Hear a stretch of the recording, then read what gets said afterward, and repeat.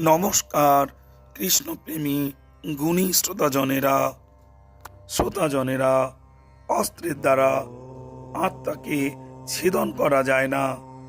আগুন একে দহন করতে পারে না, জল একে আর্দ্র করতে পারে না এবং বায়ু একে শুষ্ক করতে পারে না।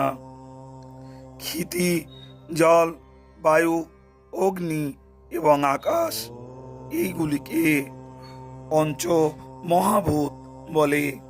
ক্ষিতি, জল, অগ্নি এবং বায়ু এই চারটি তত্ত্ব আকাশ হতে উৎপন্ন হয় এবং এগুলি ক্রিয়াশীল। একমাত্র আকাশের কোনো ক্রিয়া সংগঠন করার ক্ষমতা নেই।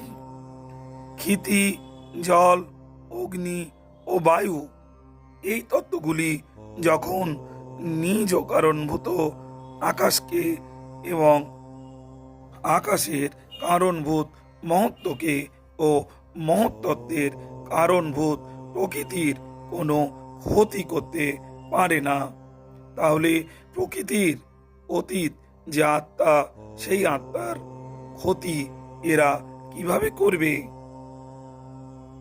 সেই আত্মা পর্যন্ত এরা পৌঁছতেই পারেন না। এই চারটি তত্ত্বই গুণযুক্ত, সেজন্য এদের পক্ষে নির্গুণ আত্মাতে পৌঁছনোই সম্ভব হয় না। জীবাত্মা হলো নিত্য তত্ত্ব। এই নিত্য তত্ত্ব দ্বারাই চারটি তত্ত্ব প্রকাশমান হয়, যা হতে এই তত্ত্বগুলির প্রকাশ।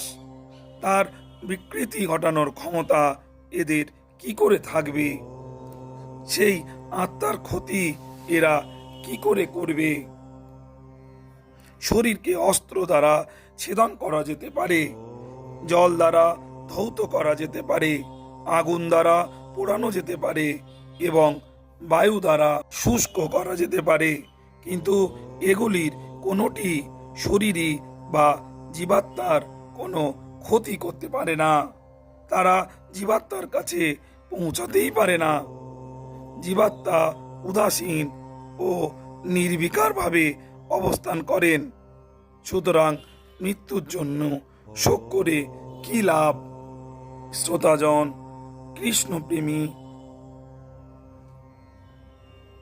এই ভিডিওটি যদি আপনাদের ভালো লেগে থাকে তবে চ্যানেলটিকে সাবস্ক্রাইব করতে ভুলবেন না আর বেশি বেশি লাইক শেয়ার করে দিন। নমস্কার।